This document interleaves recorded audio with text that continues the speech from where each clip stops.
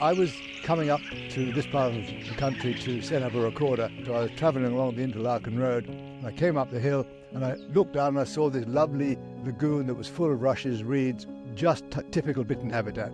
And I stopped, got the binoculars out, and I saw head poking above the reeds, the big bill, the eye, the head, the neck, and the black part.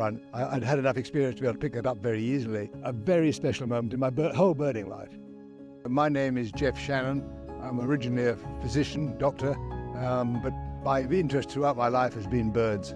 Breeding records in Tasmania are very few indeed, certainly in the last few decades. It used to be quite a common bird, but in the last few decades it's deteriorated dramatically, but we don't know exactly how far.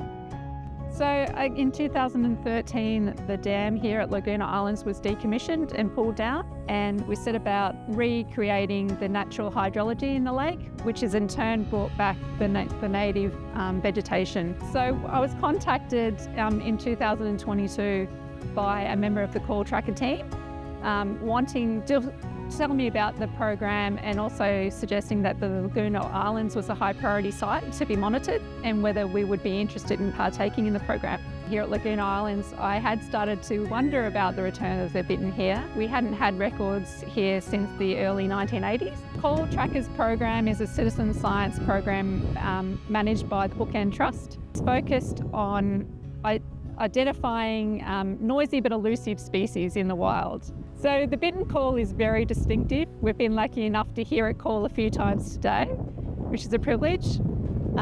It's a very loud, deep booming sound, often in 2 to 4 calls in a row. If I can liken it to blowing gently on the top of a glass bottle is what a bittern boom sounds like. Now we're back just trying to see if we can collect more further calls than any family calls, and to try to estimate how long they might actually hang around. It's testament to the restoration of this site and to the team that's been involved. It's been a long road, and I think we're now reaping the fruits of the labour and seeing all these fantastic species move back in, and the site really just become a productive natural wetland.